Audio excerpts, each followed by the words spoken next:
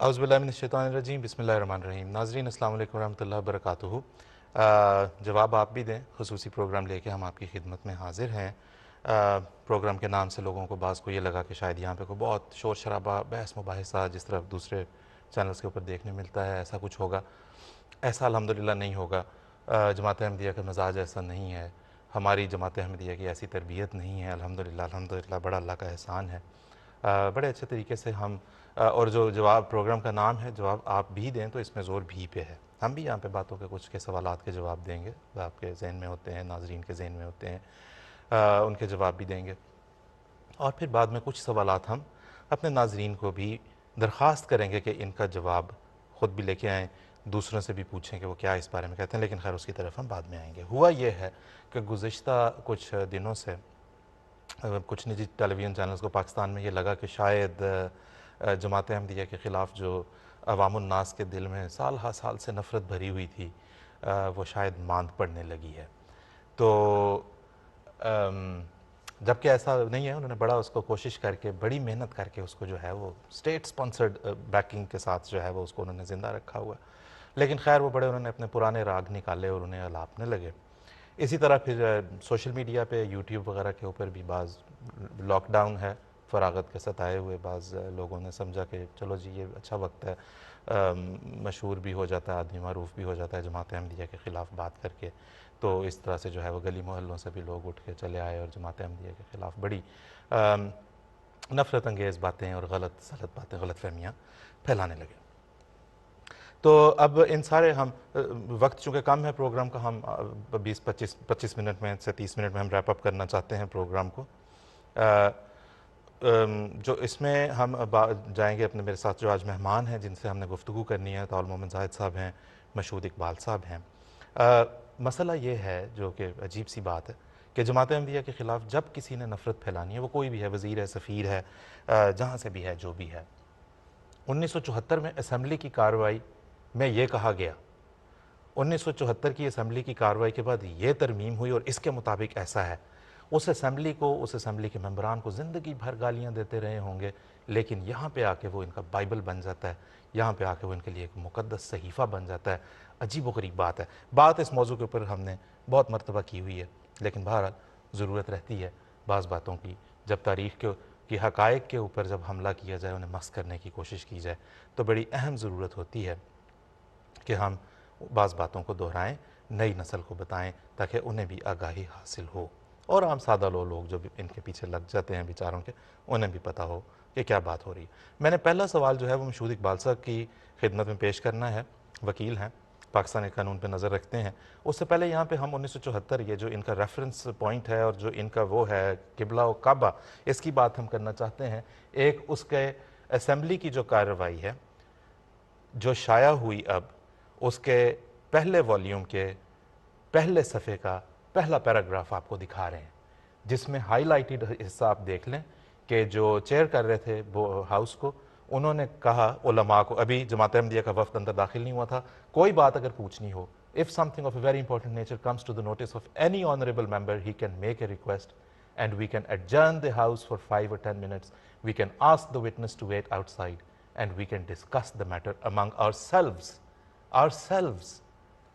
کسی غیر، یہ کون کہتا ہے یہ جانبدار نہیں تھے؟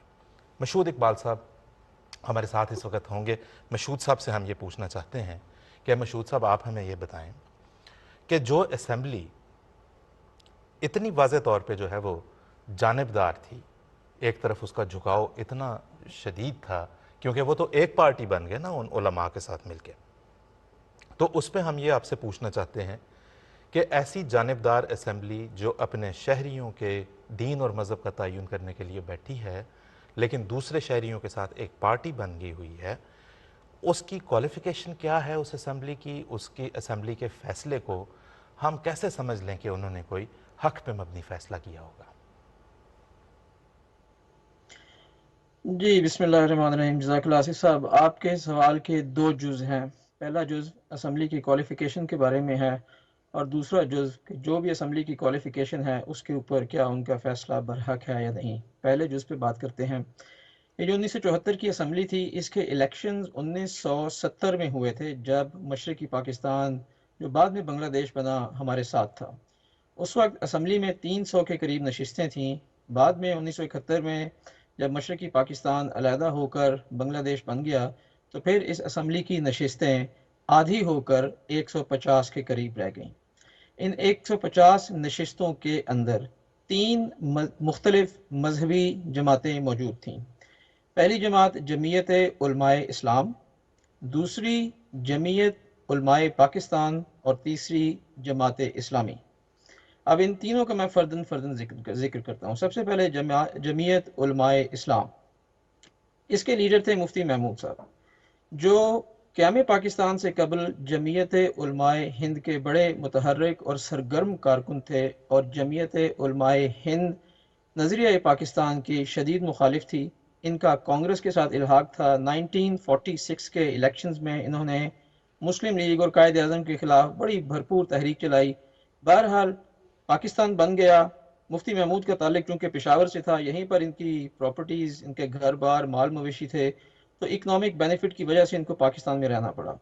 جب یہ پاکستان میں تھے تو اس وقت انہوں نے جمعیت علماء اسلام، جو مولانا شبیر احمد عثمانی نے جمعیت علماء ہند سے ٹوٹ کر بنائی تھی، اس میں مفتی محمود نے پہلے تو شرکت کی، اور پھر اس کے بعد آہستہ آہستہ مولانا شبیر احمد عثمانی کی وفات کے بعد انہوں نے اس جماعت کی سربراہی اپنے ہاتھ میں لی۔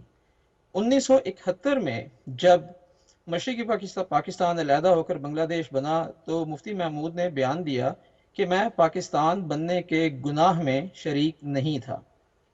یہ تھی مفتی محمود صاحب کی پولیٹیکل کوالیفیکیشن۔ اب ذرا ریلیجس کوالیفیکیشن کے اوپر میں بتاتا ہوں آپ کو۔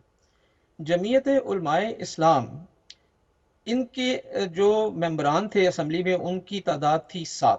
اب یہ 7 کے ساتھ جو ہیں، ان کا تعلق دیوبندی مسلک فکر کے ساتھ ہے۔ اب دیوبندیوں کے خلاف 300 علماء کا ایک فتویٰ ہے، وہ میں منوان آپ کو پڑھ کے سناتا ہوں، اور ان 300 علماء کے اندر بریلوی بھی شامل ہیں، اور بریلویوں کا میں بھی تھوڑا سا بات ذکر کروں گا۔ سب سے پہلے یہ جو فتویٰ ہے جو جمعیت علماء اسلام کے دیوبندی مولویوں کے خلاف ہے، میں وہ منوان ذرا پڑھتا ہوں۔ وہابیہ دیوبندیہ اپنی تمام عبادتوں میں اولیاء، انبیاء، حتیٰ کہ حضرت سید المرسلین و آخرین صلی اللہ علیہ وآلہ وسلم اور خاص ذات باری تعالیٰ کی اہانت اور ہتک کرنے کی وجہ سے قطعاً مرتد اور کافر ہیں، اور ان کا ارتداد اور کفر سخت سے سخت درجہ تک پہنچ چکا ہے، ایسا کہ جو ان مرتدوں اور کافروں کے ارتداد اور کفر میں ذرا بھی شک کرے، مرتد اور کافر ہے۔ مسلمانوں کو چاہیے کہ ان سے بالکل ہی محترز اور مجتنب رہیں۔ ان کے پیچھے نماز پڑھنے کا تو ذکر ہی کیا ہے، اپنے پیچھے بھی ان کو نماز نہ پڑھنے دیں، اور نہ ہی مسجدوں میں گھسنے دیں، نہ ان کا ذبیحہ کہیں، نہ ان کی شادی غمی میں شریک ہوں، نہ اپنے پاس ان کو آنے دیں۔ یہ بیمار ہوں تو عیادت کو نہ جائیں، مریں تو گاڑنے توپنے میں شرکت نہ کریں، مسلمانوں کے قبرستان میں جگہ نہ دیں، غرض ان سے بالکل احتیاط و اجتناب رکھیں۔ اب یہ فتویٰ جی جو کہ 300 علماء نے دیا، اس میں بریلوی بھی شامل تھے۔ جی اب جو جمعیت علماء پاکستان جو کہ دوسری جماعت تھی، اس کے جو لیڈر تھے مولانا شاہ احمد درانی، وہ بریلوی مکتبہ فکر سے تھے۔ اب جو بریلویوں نے فتویٰ دیا دیوبندیوں یعنی جمعیت علماء اسلام کے خلاف، اب دیکھیے جمعیت علماء اسلام نے کیا فتویٰ دیا بریلویوں کے خلاف۔ اس میں لکھا ہے مولوی سید محمد مرتضیٰ صاحب دیوبندی نے اپنی کتاب میں مولوی احمد رضا خان صاحب کو کافر، اکفر، دجال مئت حاضرہ، مرتد، خارج از اسلام وغیرہ ثابت کیا ہے۔ اور مولانا طاہر القادری صاحب جو کہ بریلوی فرقہ سے تعلق رکھتے ہیں، انہوں نے مولانا محمد یوسف بنوری کو جو مجلس عمل تحفظ ختم نبوت کے صدر تھے، ان کو مرتد کہا ہے۔ ٹھیک ہے۔ ابھی دیکھیں کہ جمعیت علماء اسلام جو ہے وہ جمعیت علماء پاکستان کو اور جمعیت علماء پاکستان جمعیت علماء اسلام آپس میں ایک دوسرے کو سخت کافر کہہ رہے ہیں۔ ٹھیک ہے۔ تیسری جماعت تھی جماعت اسلامی۔ مشہود صاحب ہمیں تھوڑا سا تیز کرنا پڑے گا، کام پاس وقت بہت کم ہے۔ آپ کہہ یہ رہے ہیں ان نٹ شیل، وہاں پہ جتنے بیٹھے ہوئے تھے آج بھی ان سے پوچھ لیں، مطلب ہے کہ جو احمد شاہ نورانی صاحب کہ یہ لوگ کتنی بات مانتے تھے یا کتنے ان کے عقائد کے حامی تھے، تو کیا ہے اس اسمبلی کی حقیقت؟ یہ سب ایک دوسرے کے خلاف تکفیر کر چکے ہوئے تھے، کیا ہم کیسے کہیں کہ جی یہ اسمبلی اس قابل نہیں تھی کہ یہ فیصلہ دیتی؟ جی میں اس پہ عرض کرتا ہوں۔ اب دیکھیں کہ یہ 150 ممبران کی اسمبلی تھی، 150 ممبران کی اسمبلی کو ایک اسپیشل کمیٹی میں تبدیل کیا گیا، اسپیشل کمیٹی کا جو کورم تھا وہ صرف 40 ممبران کا رکھا گیا، جی اور 40 ممبران میں سے جو قرارداد کا فیصلہ کرنا تھا وہ سادہ اکثریت سے، یعنی 21 ممبران اگر اس قرارداد کے حق میں ووٹ دیتے تو اس کو پاس کیا جانا تھا۔ ٹھیک اب ہے 7 یا 8 کروڑ کی آبادی جو پاکستان کی اس وقت تھی، اس میں سے 150 لوگ اسمبلی کے، ان میں سے 40 لوگ، اور ان 40 میں سے بھی صرف 21 لوگ، اور ان 3 مذہبی جماعتوں کی جو نشستیں تھیں وہ بنتی تھیں 18، مولانا کوثر نیازی کو ملا کے 19، اسی طرح سے جو شیعہ حضرات ہیں جن کو سب لوگ کافر کہتے ہیں ان کو ملا کے تو جی یہ 21 کی تعداد آرام سے بن جاتی تھی۔ اب ٹھیک ہے کہنے کا ٹھیک ہے مقصد یہ ہے کہ یہ جو علماء کا ٹولہ تھا آپس میں جو ایک دوسرے کو کافر کہتا ہے، جو ایک دوسرے کو کافر کہہ رہا ہے، ان کے ہاتھ میں اتنا اہم مسئلہ دیا گیا اور 21 لوگ اس کا فیصلہ کر رہے ہیں۔ ٹھیک ہے ابھی میں آخری بات اس میں بتاؤں کہ آپ نے جی پوچھا کہ ان کی کوالیفیکیشن کیا ہے۔ حضور صلی اللہ علیہ وآلہ وسلم نے ان کی کوالیفیکیشن اپنی ایک حدیث، بلکہ 2 حدیث جس کا مضمون ایک ہی ہے، ایک ابن ماجہ میں اور ایک ترمذی میں بتائی ہے کہ میری امت کے 73 فرقے ہوں گے، 72 جہنم میں جائیں گے اور آخری فرقہ جو ہے وہ جنتی ہوگا۔ اب یہ سارے کے سارے جو آپس میں ایک دوسرے کو کافر کہتے ہیں، بالکل انہوں نے ٹھیک مل کے جماعت احمدیہ کو ایک یس کنارے کے اوپر کھڑا کر دیا، تو یہ تو پہلی کوالیفیکیشن ہے ان کی کہ یہ 72 فرقوں میں سے ہے۔ بالکل ٹھیک ہے دوسری کوالیفیکیشن اس کی حضور صلی اللہ علیہ وسلم نے یہ بیان فرمائی ہے مشکات شریف میں کہ آسمان کے نیچے علماء سو جو ہیں وہ بدترین انسان ہوں گے، تو یہ ان کی دوسری کوالیفیکیشن ٹھیک ہے۔ ہے اب آپ کے بہترین سوال کا جو دوسرا جرم ہے، کیا ان مشہود صاحب کے ہم واپس آئیں گے ان کی واپس آئیں گے ہم کوالیفیکیشن اس کی پر طرف۔ فیصلہ؟ مشہود صاحب میں معافی چاہتا ہوں، وقت ہمارا کم ہوتا جا رہا ہے، واپس ہم اس طرف آئیں گے۔ مشہود صاحب نے یہ ابھی ہمیں جس طرح سے بتایا ان اے نٹ شیل، لیکن چونکہ اس پہ پہلے بھی بہت دفعہ بات ہو چکی ہے، آپ لوگ دیکھ بھی سکتے ہیں جا کے، بڑی بڑی شہ سرخیاں تھیں نوائے وقت اخبار کی غالباً مجھے یاد پڑتی ہے، جس میں لکھا تھا امت مسلمہ کے 72 فرقوں نے جو ہے وہ مل کے قادیانیوں کو غیر مسلم قرار دے دیا۔ اس وقت سپٹمبر 1974 میں جب یہ سب کچھ ہوا، خود انہوں نے اپنے آپ کو خود وہ کوالیفائی کر گئے، اقرار کیا انہوں نے، اور بڑی شوخی اور خوشی کے ساتھ اپنی وہ سند دکھائی کہ دیکھو نبی کریم صلی اللہ علیہ وسلم کی حدیث کے مطابق یہ ہماری اوقات ہے، یہ ہماری حیثیت ہے۔ مومن صاحب میں نے آپ کے پاس آؤں گا ایک سوال پوچھنے کے لیے اسی اسمبلی کے حوالے سے، لیکن ایک ہمارے پاس ایک اور سلائیڈ ہے جو جلدی سے ہم اپنے ناظرین کو دکھاتے ہیں اور بات کو آگے بڑھاتے ہیں۔ مومن صاحب سوال پوچھنے سے پہلے یہ 1974 کی جو کارروائی تھی، یہ اس کا کنکلوژن، جو آخری سبمیشنز تھیں جس کی بنیاد پہ ترمیم کی گئی، ترمیم یہ ہے کہ a person who does not believe in the absolute and unqualified finality of prophethood of Muhammad, peace be upon him, the last of the prophets, or claims to be a prophet in any sense of the word or of any description whatsoever after Muhammad, peace be upon him, or recognizes such a claimant as a prophet or a religious reformer is not a Muslim for the purposes of constitution or law. کسی بھی حیثیت میں کسی کو بھی مانتا ہے، مجدد کے طور پہ بھی مانتا ہے، دائرہ اسلام سے خارج ہے۔ مومن صاحب آپ سے ہم یہ پوچھیں گے، سارا مسئلہ اسی بات کے گرد تو یہ اٹھایا گیا کہ احمدی جو ہیں وہ حضرت مرزا صاحب علیہ السلام کو آن وسلم کے بعد نبی مانتے ہیں۔ آئینی ترمیم میں یہ الفاظ جو ہیں یہ واضح طور پہ شامل کر دیا، ٹھیک ہے؟ تو پھر اس ترمیم کی روح سے آپ ہمیں بتائیں، چونکہ امت مسلمہ مسیح و مہدی کے آنے کی منتظر تو ہے، تو آپ اگر ہمیں یہ بتائیں کہ اس کی روح سے پھر یہ پاکستان کے تمام احمدیوں کی کیا حیثیت رہ جاتی ہے، پاکستان کے تمام مسلمانوں کی؟ آصف صاحب جزاکم اللہ، آپ کی یہ بات بالکل درست ہے کہ جماعت احمدیہ کے خلاف جب بھی بات کی جاتی ہے، خواہ کوئی اینکر کسی مسئلے کو اٹھائے یا کوئی مولوی صاحب بات شروع کریں، تو وہ ہمیشہ اسی بات سے بات شروع کرتے ہیں کہ جی حضرت صلی اللہ علیہ وسلم خاتم النبیین ہیں، آخری نبی ہیں، اور چونکہ قادیانیوں نے اس اصل کا انکار کر دیا ہے لہٰذا وہ غیر مسلم ہیں۔ تو لیکن یہ الگ بات ہے کہ جب بھی کسی مولوی صاحب کو یہ کہا جائے کہ اسی ختم نبوت کے مسئلے پر قرآن مجید کی روح سے بات کر لو، تو وہ مکمل طور پہ آئیں بائیں شائع کرتے ہیں یا رقیق اعتراضات پر اتراتے ہیں۔ میں اس بات کو نہیں چھیڑتا، حقیقت یہ ہے کہ اللہ کے فضل سے جماعت احمدیہ نے 100 سال میں ختم نبوت کے مسئلے پر جو دلائل پیش کیے ہیں وہ پہاڑ کی طرح کھڑے ہیں، اور کسی مولوی میں، کسی اینکر میں، کسی دوسرے شخص میں یہ جرت نہیں ہے کہ اس بنیادی مسئلے پر جماعت احمدیہ کے پیش کردہ دلائل کو توڑ سکے اور ان کا رد کر سکے۔ اب آپ کا سوال چونکہ قومی اسمبلی کی اس ترمیم کے بارے میں ہے جو خاص طور پہ مسلمانوں کے بارے میں کی گئی، تو میں عرض کروں گا کہ جب بھی انسان کسی حق بات کا جانتے بوجھتے ہوئے ضد کے ساتھ انکار کر دیتا ہے تو اس کا طبعی نتیجہ یہ ہوتا ہے کہ وہ اپنے اعتقادات میں ایسی باتیں جمع کر لیتا ہے جن کا عقل سے دور دور کا تعلق نہیں ہوتا۔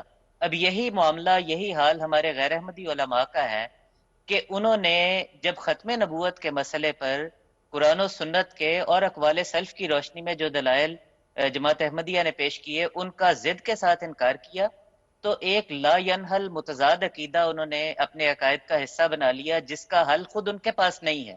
اب ایک طرف یہ کہتے ہیں کہ حضرت صلی اللہ علیہ وسلم ہر لحاظ سے آخری نبی ہیں اور آپ کے بعد کوئی نبی نہیں آ سکتا، اور دوسری طرف تمام کی تمام امت بیٹھ کر سوائے ایک معمولی تعداد کے حضرت عیسیٰ علیہ الصلوۃ والسلام کا انتظار کر رہی ہے اور ان کے انتظار میں آنکھیں بچھائے بیٹھی ہے کہ وہ آپ صلی اللہ علیہ وسلم کے بعد تشریف لائیں گے. اس تضاد یا ڈسکریپنسی کا جو حل پیش کیا جاتا ہے وہ اس قدر بے وزن ہے کہ حقیقت میں جو سمجھدار غیر احمدی علماء ہیں وہ اس عذر کو پیش کرتے ہوئے بھی جھجکتے ہیں کہ جی اس عذر کو پیش کیا تو سبکی ہوگی.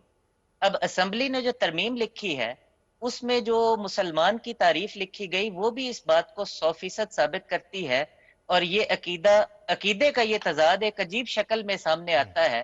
مسلمان کی یہ تعریف لکھی کہ جی مسلمان وہ ہوگا کہ جو حضرت صلی اللہ علیہ وسلم کے بعد کسی بھی شخص کو، کسی بھی مذہبی مسئلے کو کسی بھی رنگ میں، کسی مفہوم میں اور کسی بھی تشریح کی روح سے نبی یا پیغمبر نہ مانتا ہو. اب پاکستان میں بسنے والے جو 95% یا اس سے بھی زیادہ مسلمان ہیں یا مسلمان فرقے ہیں وہ کسی نہ کسی رنگ میں، کسی نہ کسی مفہوم میں اور کسی نہ کسی تشریح کے مطابق حضرت عیسیٰ علیہ السلام کی آمد کا انتظار کر رہے ہیں. اب آئین میں لکھی گئی اس تعریف کے مطابق، مسلمان کی تعریف کے مطابق، یہ تمام مسلمان نہیں بلکہ کافر ہیں. اب ہمارا سوال ان تمام اینکر حضرات سے، ان مولوی حضرات سے جو دن رات جماعت کے خلاف تقریریں کرتے ہیں کہ قادیانی حضرات آئین پاکستان کو نہیں مانتے، ہمارا سوال ان سے یہ ہے کہ کیا وہ خود آئین پاکستان کو مانتے ہیں؟ بالکل. اگر وہ مانتے ہیں تو آئین میں لکھی ہوئی اس تعریف کی روح سے حضرت عیسیٰ علیہ السلام کی آمد ثانی کا عقیدہ رکھنے والے تمام لوگ وہ مسلمان نہیں ہیں بلکہ وہ غیر مسلم ہیں. تو آئندہ ہمیں آئین کو ماننے کا درس دینے کی بجائے خود ہمیں بتائیں کہ وہ خود آئین کی تعریف کی روح سے مسلمان کس طرح ثابت ہوتے ہیں. یہ ہمارا سوال ہے. بالکل نوٹ فرمائیں جناب. ناظرین سارے احمدی ہمارے ناظرین بھی اس میں مخاطب ہیں، پاکستان میں رہتے ہیں، انہیں ظاہر ہے ایسے لوگوں سے بات کرنی پڑتی ہے جن کے ساتھ یہ گفتگو جو ہے بڑی ریلیونٹ ہو سکتی ہے. جو دوسرے لوگ بھی جماعت احمدیہ دائرہ اسلام سے خارج ہے، کیونکہ 74 کی اسمبلی نے یہ کہہ دیا، کیونکہ 74 کی آئینی ترمیم نے یہ کہہ دیا، وہ کہہ دیا. جائیں جا کے پہلے یہ دیکھیں آپ کا اپنا اسلام کس حد تک خطرے میں ہے، کس حد تک محفوظ ہے. اس آئین نے تو کسی کو بھی مسلمان نہیں رہنے دیا. اس آئین نے، اس ترمیم نے کسی کو بھی مسلمان نہیں رہنے دینا تھا. امام جماعت احمدیہ حضرت مرزا ناصر احمد صاحب اس وقت جو اسمبلی میں پیش بھی ہوتے رہے، تشریف لے جاتے رہے، انہوں نے بھی واضح طور پہ فرمایا آج تک ہمارے خلفاء بتاتے ہیں اس آئین کے ساتھ رہو گے کوئی مسلمان اس کی تعریف سے نہیں رہے گا.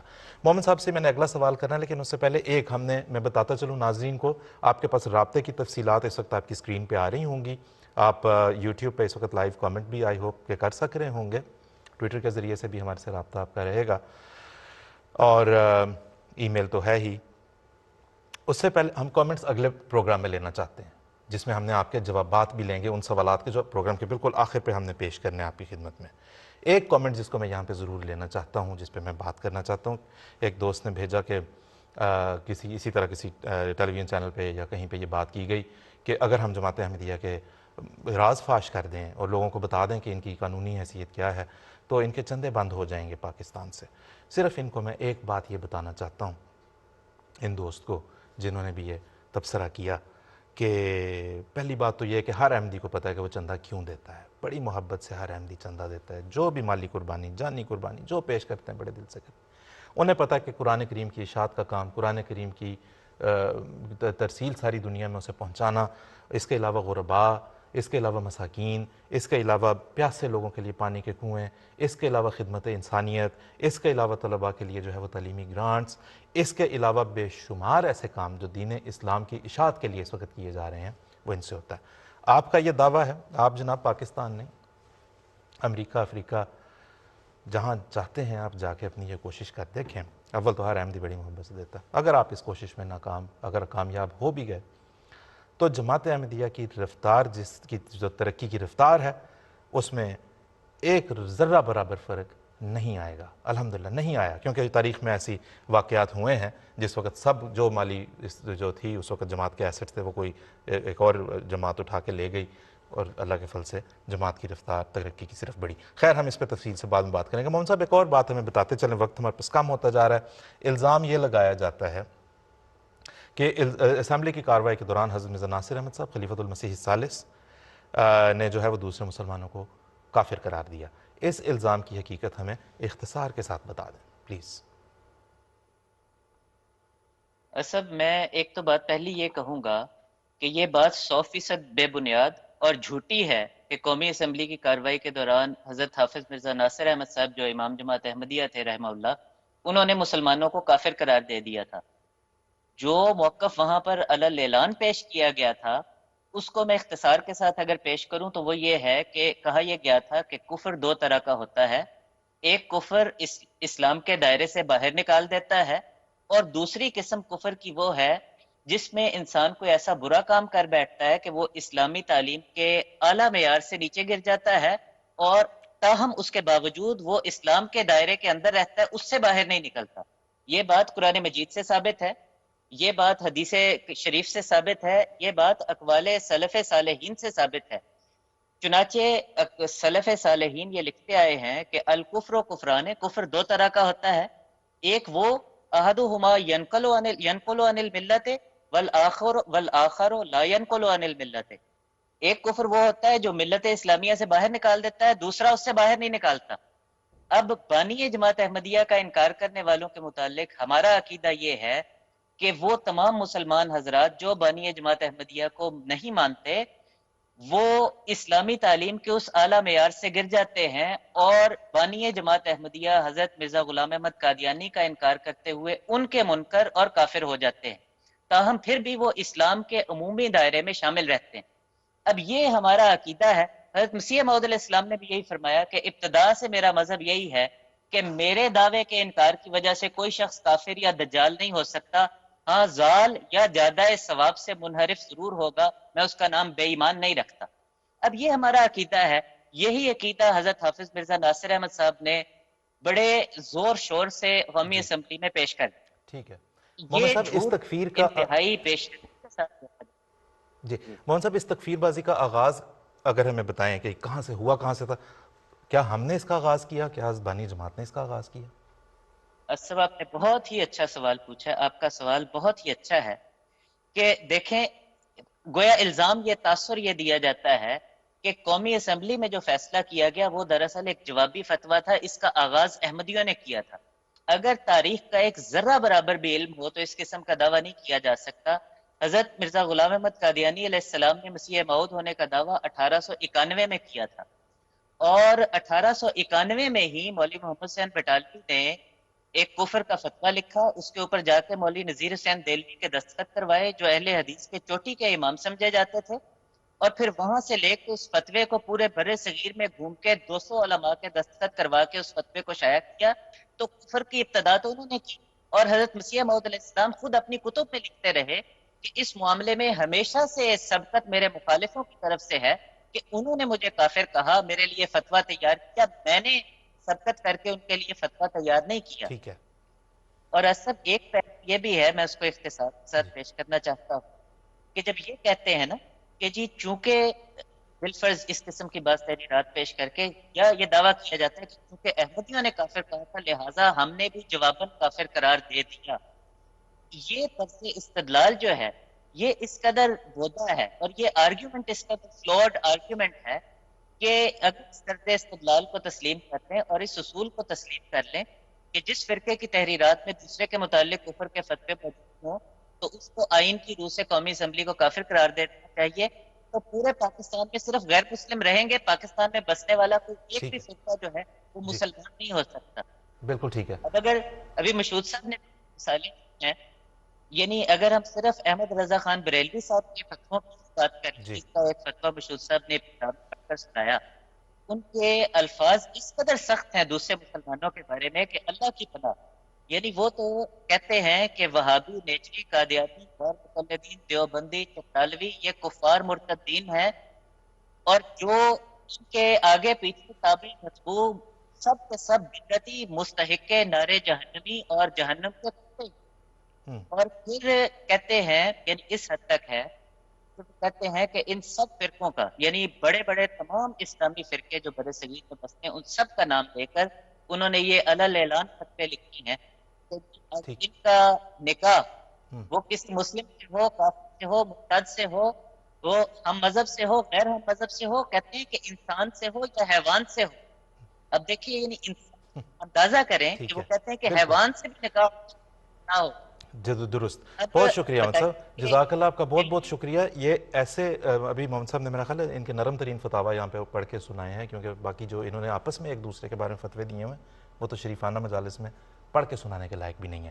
محمد صاحب ہمارے پاس مشہود صاحب کے پاس جانا ہے. مشہود صاحب ایک سوال آخر پہ ہمیں یہ بتاتے چلیں، لوگوں کے ذہن میں یہ سوال ہوگا کہ یہ ضرورت کیا پیش آئی پاکستان کی قومی اسمبلی کو کہ اپنے شہریوں کے مذہب کا تعین کریں کہ جی یہ غیر مسلم ہیں. ایسے میں جیسا کہ ابھی محمد صاحب نے بتایا، آپ نے بھی پہلے بتایا، سب ایک دوسرے کو کافر قرار دے چکے تھے. کہتے ہیں کہ وہاں پہ جب بریک ہوتی تھی، وقفہ ہوتا تھا پروسیڈنگز کے دوران، یہ ایک دوسرے کے پیچھے کوئی بھی نماز پڑھنے کو چھوٹے چھوٹے گروپس ہوتے تھے. ایسے میں جب کہ سب ایک دوسرے کو کافر قرار دے چکے تھے، احمدیوں کو الگ سے قومی اسمبلی میں لے جا کے آئین میں ان کا نام لے کے شامل کرنے کی ضرورت کیا پیش آئی؟ پروگرام کے وقت اختتام کی طرف پہنچ رہے ہیں. جی آصف صاحب، جب بھی پاکستان تاریخ میں کسی بھی سخت دور سے گزرا ہے، اسی وقت مولویوں نے کسی جماعت کے خلاف فتنہ انگیزی شروع کی. 1971 میں مشرقی پاکستان علیحدہ ہو کے بنگلہ دیش بن گیا. 71 کی جنگ ہم ہار گئے، ہزاروں سپاہی ہمارے انڈیا میں قید ہو گئے. بھٹو صاحب کو اپنی حکومت بچانی تھی.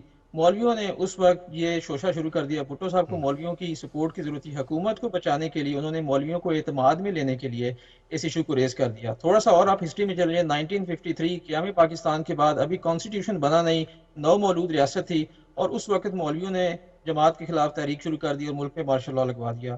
اس سے مزید پیچھے چلے جائیں 1930s میں، 33 34 میں، کہ جب گول میز کانفرنسز ہو رہی تھی تحریک پاکستان کے لیے، اور اس وقت احرار اسلام نے یہ فتنہ اٹھا دیا اور جماعت کے خلاف جو تھے وہ ملک کے اندر ہنگامے شروع کر دیے. اور اب اس صورتحال میں آپ دیکھیں کہ آج کل کرونا وائرس کے بارے میں لاک ڈاؤن چل رہا ہے پاکستان میں، تو مولویوں نے دوبارہ ایک ایسے نازک موڑ کے اوپر آ کے پاکستان میں یہ شوشہ شروع کر دیا ہے. تو آپ دیکھیں اگر تاریخ میں تو ہر ایسے نازک موقع کے اوپر مولوی یہ قدم اٹھا لیتے ہیں، اور پھر حکومت جس کو اپنی حکومت بچانی ہوتی ہے، پولیٹیکل پارٹیوں کو، سیاسی پارٹیوں کو، وہ ان کو خاموش کرانے کے لیے اپنے ٹھیک ہے، ساتھ ملا دیتے ہیں اور اس قسم کا شوشہ چھوڑ ٹھیک ہے، کے بالکل ان کو ٹھیک ہے. خوش کرنے کے لیے اس قسم کی قانون سازی کرتے ہیں. درست. توجہات سیاسی تھیں. اس کی تفصیل ہم آئندہ انشاءاللہ تعالی جی پروگرام جب بھی لے کے ہم حاضر ہوں گے، ہم اس میں جو ہے وہ اپنے ناظرین کو ساتھ کے ساتھ بتاتے رہیں گے.